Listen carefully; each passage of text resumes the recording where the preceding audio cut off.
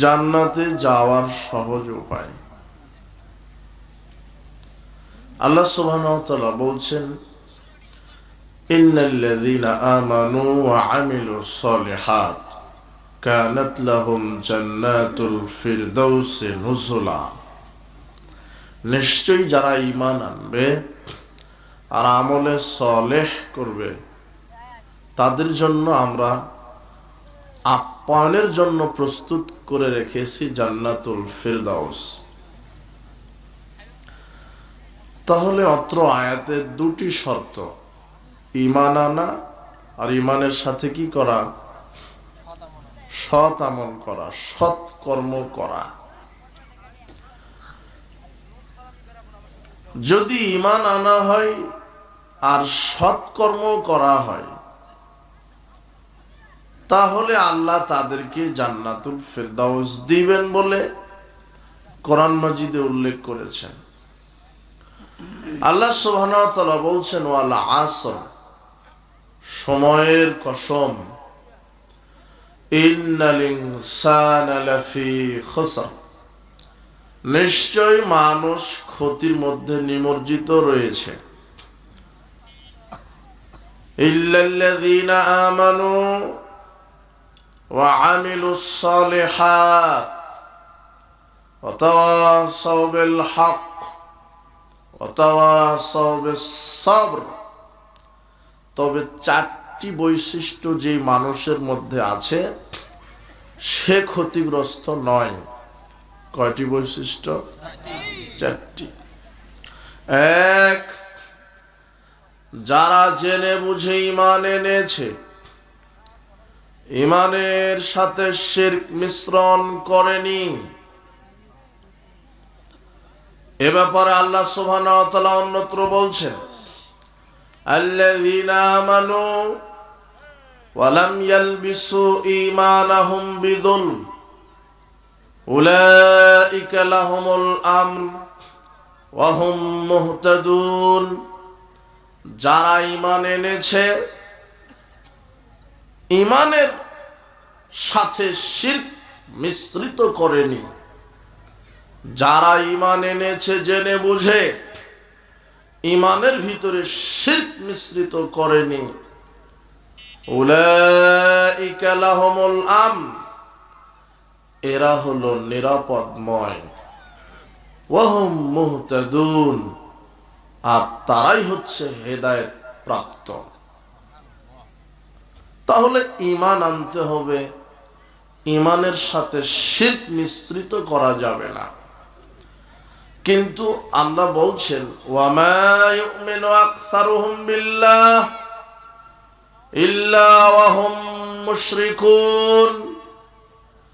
অধিকাংশ মুমিন ঈমান আনার পরেও শিরক করে মুশরিক হয়ে যায়। সাধারণ মানুষ শিরক তো করে, আল্লাহ বলছেন মুমিনেরাও শিরক করে। যারা আল্লাহকে বিশ্বাস করে তারাও আল্লাহর সাথে অন্যকে শরীক সাব্যস্ত করে। নবী করিম সাল্লাল্লাহু আলাইহি ওয়াসাল্লাম বলছেন, বাদিরু বিল আমালি ফিতানান কাকিতাইল লাইলিল মুসলিম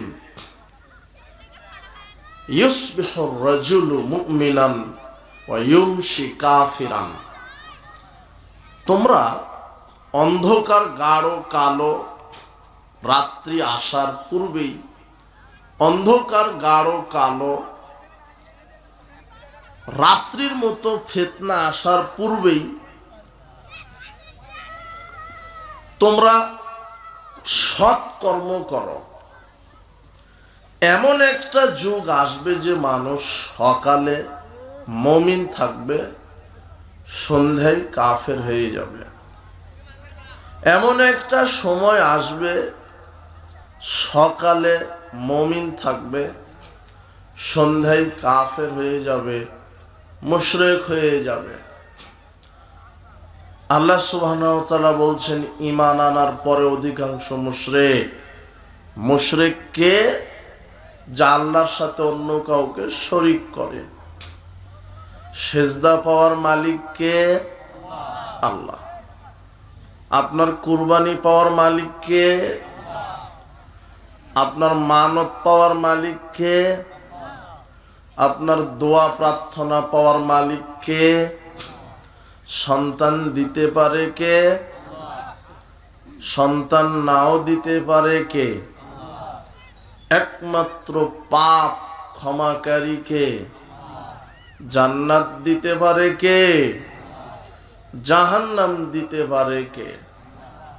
এখন যদি আপনি বলেন আল্লাহ তো এগুলি পারে, পীর সাহেবও পারে, আল্লাহকে তো সেজদা দেওয়া যায়, খানকা মাজার ওরস দরগা গাছ পাথর পীর এদেরকেও সেজদা দেওয়া যায়, তাহলে আপনি মুশরিক। কত মানুষ আছে যারা আল্লাহকে বিশ্বাস করে, আবার মাজার খানকায় কুরবানি করে, মানত করে, তাহলে এরা ইমানের সাথে কি মিশ্রিত করেছে? শিরক। এজন্য আল্লাহ বলছেন প্রত্যেকটা মানুষ ক্ষতিগ্রস্ত। তবে যারা জেনে বুঝে ঈমান এনেছে, 1, 2, যারা সৎকর্ম করেছে, 3, যারা হকের দাওয়াত দিয়েছে, 4, যারা ধৈর্যের দাওয়াত দিয়েছে পরস্পর, এরা ক্ষতিগ্রস্ত নয়। আল্লাহ সুবহানাহু ওয়া তাআলা কোরআন মাজিদে বলছেন, যারা জেনে বুঝে ঈমান আনবে আর আমলে সালেহ করবে, তাদের জন্য জান্নাতুল ফেরদাউস আপ্যায়ন করা আছে। তার মানে ঈমান এবং আমল, শিরক মুক্ত ঈমান আর বিদআত মুক্ত আমল। আল্লাহ কোরআন মাজিদে হাদিসে জান্নাতে যেতে গেলে বেশি আমল করতে বলেননি, কোথাও পাবেন না আল্লাহ বলেছেন জান্নাত পেতে গেলে বেশি আমল করো। আল্লাহ বলেছেন জান্নাত পেতে গেলে সৎ আমল করো। কি আমল? সৎ আমল। দেখেন তো, যদি আপনি বেশি আমল করেন আর সেটা যদি সৎ না হয়, তাহলে ওই আমলের পরিণাম জাহান্নাম। আর যদি আপনি কম আমলই করেন, সেই আমলটা যদি সৎ হয়, তাহলে তার পরিণাম জান্নাত। কিভাবে? আল্লাহ সুবহানাহু ওয়া তাআলা বলছেন, ফামান কানা ইয়ারজু লিকাআ রাব্বিহ, যে ব্যক্তি তার রবের সাক্ষাৎ পেতে চায়। আপনি কি চান যে আমি আমার রবের সাথে সাক্ষাৎ করি? এটা কে না চায়, কিন্তু জোর করে করা যাবে না। আল্লাহর সাথে সাক্ষাৎ করতে গেলে আল্লাহ নিজে 2টা শর্ত দিয়েছে। কয়টা? 2টা। আল্লাহ বলছে, ফামান কানা ইয়ারজু লিকাআ রাব্বিহ, কেউ যদি রবের সাক্ষাৎ চায়, ফালইয়ামাল আমালান সালিহা, সে যেন সৎ কর্ম করে। কি কর্ম? 1, 2, ওয়ালা ইউশরিক বিইবাদাতি রাব্বিহ আহাদা, আর তার রবের ইবাদত করতে গিয়ে তার রবের সাথে যেন অন্য কাউকে শরীক না করে। একমাত্র ইবাদত কার? প্রার্থনা কার কাছে? কুরবানি, সেজদা, দোয়া, প্রার্থনা একমাত্র কার কাছে? আল্লাহর কাছে। দোয়া যদি কবরে, খানকায়, মাজারে, পীরের উসিলায় চান, তাহলে দোয়াতে পীরকে শরীক করলেন, ইবাদতে পীরকে শরীক করা হলো। সন্তান যদি পীরের কাছে চান, তাহলে পীরকে শরীক করা হলো আল্লাহর সাথে। একমাত্র সন্তান চাইতে হবে কার কাছে? তাহলে আল্লাহ 2টা শর্ত দিলেন। কেউ যদি তার রবের সাক্ষাৎ চায়, তাহলে 1, সৎকর্ম করে, 2, ইবাদতের মধ্যে যেন শিরক না করে তার রবের সাথে। প্রথমে সৎকর্মটা বুঝেন। সৎকর্ম কি? সৎকর্ম আপনার যে এই আমলটা সৎ, এটা বুঝতে তিনটা মানদণ্ড লাগবে। কয়টা? তিনটা। এক, যেই ইবাদতটা করছেন এটা আল্লাহ প্রদত্ত হতে হবে, আল্লাহর পক্ষ থেকে দেওয়া হতে হবে, যেটা কোরআন হাদিসে আছে কিনা। দুই, আর ওই আমলটা কোরআন হাদিসে আছে, আপনি করছেন, কিন্তু আমলটা একমাত্র আল্লাহকে খুশি করার জন্য করতে হবে। তিন, কোরআন হাদিসে আছে কিন্তু ওই আমলটা একজন মানুষের তরিকায় করতে হবে, সেই মানুষের নাম মুহাম্মদ সাল্লাল্লাহু আলাইহি সাল্লাম। এই তিনটা শর্ত যদি আপনি পুরা করেন তাহলে সেটা সৎ আমল। যেমন সালাত আদায় করেন, সিয়াম পালন করেন, হজ করেন, কোরআন মাজিদ তেলাওয়াত করেন, দান সাদাকা করেন, এগুলি আল্লাহর পক্ষ থেকে দেওয়া নয় কি? দেওয়া। এখন তাহলে করেন, কিন্তু সালাত সিয়াম হজ যাকাত যদি আল্লাহকে খুশি না করে মানুষকে দেখাবার জন্য করেন তাহলে ওই সালাত আর সৎ হলো না। দান করলেন মানুষকে দেখাবার জন্য, ওই দান আর সৎ হলো না। কোরআন মাজিদ তেলাওয়াত করলেন, মানুষ আমাকে বড় কারি বলবে, হাফেজ বলবে, ওটা আর সৎ হলো না। ঠিক কোরআন, সালাত, সিয়াম, হজ, যাকাত, তাসবিহ, তাহলিল সব করছেন কিন্তু নবীর তরিকায় করছেন না, তাহলে সেটা সৎ হলো না। দেখেন তো এই হাদিসটা বুঝেন কিনা। আবু হুরায়রা রাদিয়াল্লাহু আনহু বলছেন, ইন্না আওলান নাসি জাআলা ইয়াউমাল কিয়ামা রাজুলুন উস্তুশহিদা। আল্লাহ বিচার মাঠে প্রথম যাকে দিয়ে জাহান্নাম উদ্বোধন করবেন সে হল শহীদ। বলেন তো কে? আমার কথা বুঝতে পারেন? প্রথমে যাকে দিয়ে জাহান্নাম উদ্বোধন করবেন তিনি কে? শহীদ। শহীদকে দিয়ে জাহান্নাম উদ্বোধন হবে, এটা আবার কেমন কথা? অথচ আর এক হাদিসে আল্লাহর নবী বলছেন, লিশাহিদিন দালাইসাতু খিসালিন, শহীদদের মর্যাদা আল্লাহর নিকটে 6টি, শহীদদের পুরস্কার আল্লাহর নিকটে 6টি। কয়টি? এক, কেউ যদি আল্লাহ রাস্তায় শহীদ হয় তার রক্তটা মাটিতে পড়ার পূর্বেই আল্লাহ সব পাপ ক্ষমা করে দেন, আর জান্নাতে থাকার জায়গা তাকে দেখিয়ে দেন দুনিয়াতে। মরার আগেই জান্নাতের ঘর দুনিয়াতে আল্লাহ দেখিয়ে দেন। কাকে? শহীদকে। এটা এক। দুই, তাকে কবরের শাস্তি থেকে বাঁচিয়ে দেন, তার কবরের শাস্তি হবে না। তিন, তাকে বিচারের মাঠের শাস্তি থেকে বাঁচিয়ে দেন। চার, শহীদকে আল্লাহ একটা মুকুট পরিয়ে দিবেন যা দুনিয়া এবং দুনিয়ার মাঝে যা আছে সবচেয়ে উত্তম হবে। পাঁচ, শহীদকে আল্লাহ 72 জন সুন্দরী নারীর সাথে বিবাহ দিয়ে দিবেন। ছয়, আল্লাহ শহীদকে বলবেন, শহীদ তোমার যারা আত্মীয় স্বজন আছে জাহান্নামে, এরকম 70 জনকে তুমি নিয়ে জান্নাতে ঢুকিয়ে দাও। বোঝেননি মনে হয়? তো যেই শহীদ এত ক্ষমতা রাখে সে তো জান্নাতে যাবে, তার আত্মীয় স্বজনকে জান্নাতে নিয়ে যাবে, কিন্তু সেই শহীদকে দিয়ে আল্লাহ কি উদ্বোধন করবেন? একটা কারণ শুধু, বেশি কারণ নয়। কারণ কয়টা? একটা। আল্লাহ শহীদকে জিজ্ঞাসা করবে, ফামা আমিলতা ফিহা, তুমি কি আমল করেছো বলো। তখন শহীদ বলবে, রব কতালতু ফিক, আপনার জন্য লড়াই করেছি, হাত্তা উস্তুশহিদতু, অবশেষে শহীদ হয়েছি। তখন আল্লাহ বলবেন, কাযাবতা, তুমি যে আমার সামনে মিথ্যা বলছো, আমি যে মানুষের অন্তরের খবর জানি।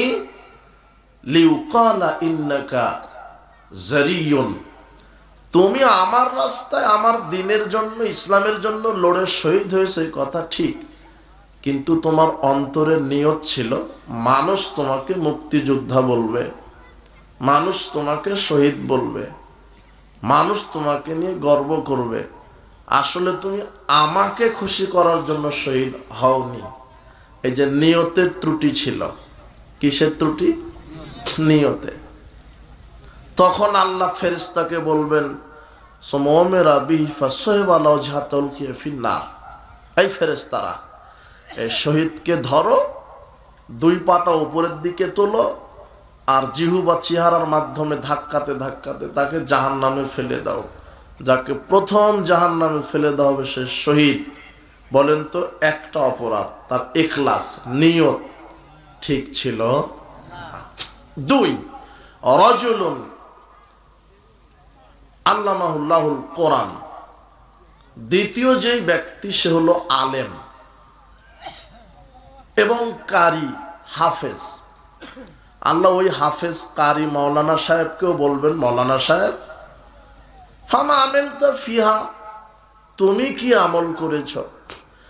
তখন আলেম বলবে, তাআল্লামতুল ইলমা ওয়া আল্লামতুহু ওয়া কারাতু ফিকাল কোরআন, আমি নিজে কোরআন শিখেছি, অপরকে শিখিয়েছি এবং কোরআন তেলাওয়াতও করেছি।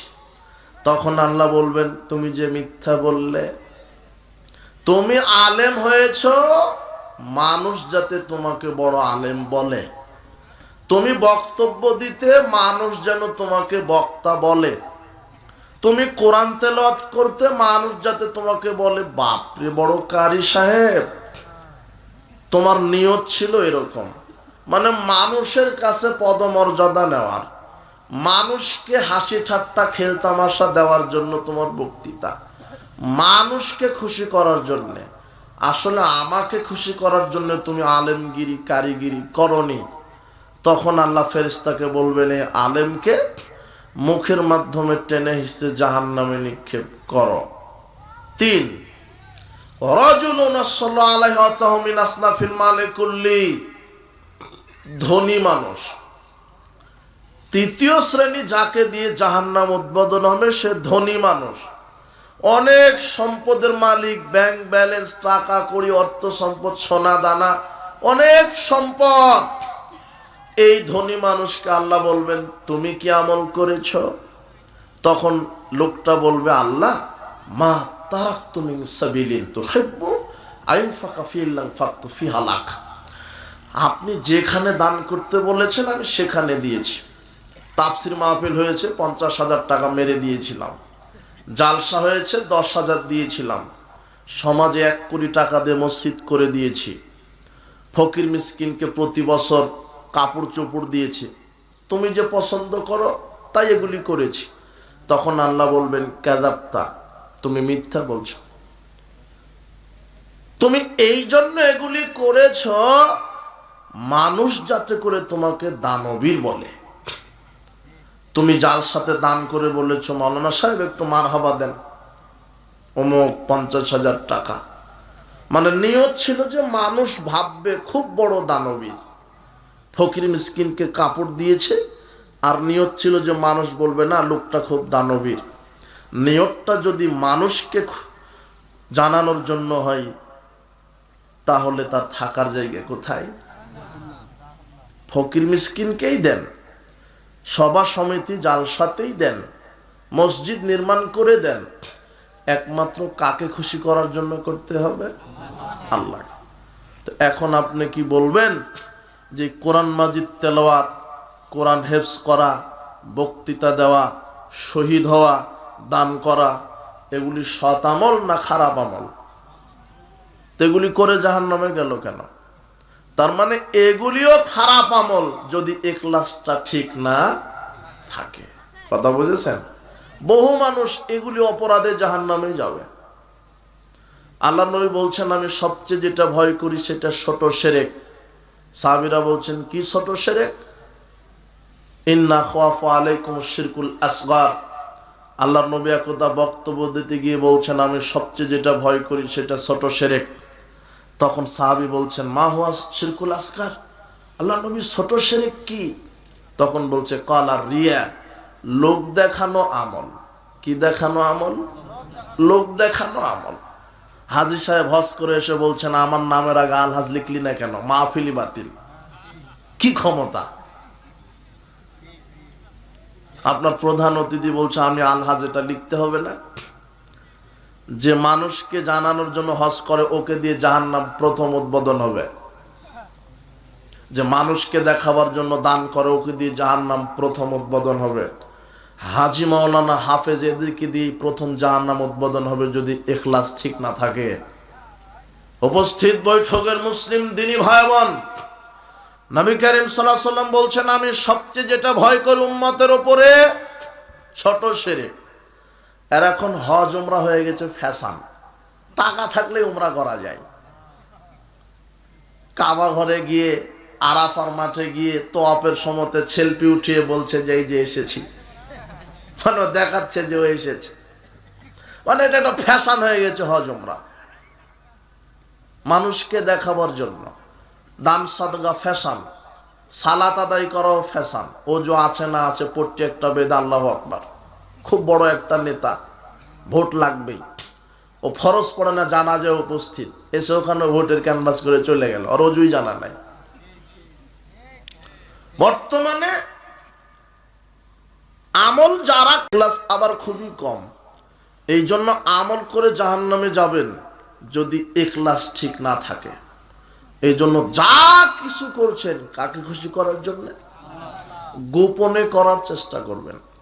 যা কিছু করছেন গোপনে, দান, সাদাকা,